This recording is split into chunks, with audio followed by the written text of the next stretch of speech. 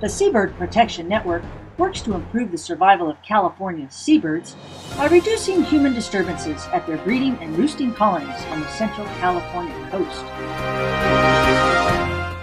Gull identification can be tricky. Gulls take 4 years to reach breeding maturity, and their coloration changes each year. In spring, most gulls migrate to breeding colonies and congregate in great numbers. Half of the western gull population nests on southeast Farallon Island. Each year, scientists study the returning birds, recording their breeding success, putting an identification band on the new generation. Let's hear from a marine science intern on the island. The gulls are starting to come to the islands, which you see all around, and they're actually starting to come onto territory. So they'll kind of find this 4 by 4 foot space with a pair of gulls, and they will just vigorously defend it. Adult western gulls are easy to identify. They are the largest and most common gull on our coast. Western gulls have a white head year-round, pink legs, and a red spot on the end of their large yellow beak.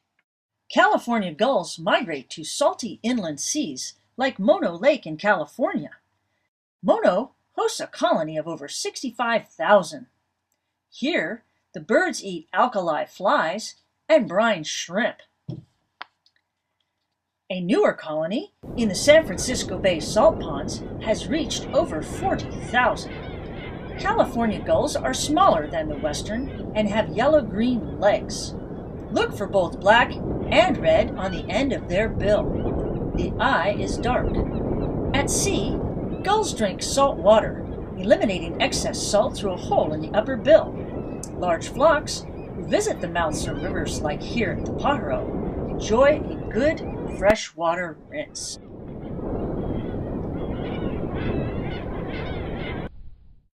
The Heermann's gull is the darkest gull. This gull migrates south of the border to Mexico. The tiny island of Isla Rasa in the Gulf of California hosts 90% of the total world breeding population. An aggressive egging business in the 50s nearly wiped out this Heermann's colony. The island now is protected. Notice the snow-white head and the brilliant red beak with black tip. Glaucous-winged gulls are large and light gray with no black. They have pink legs. They'll often intermingle with the western gulls and produce hybrids, making gull identification even more complex.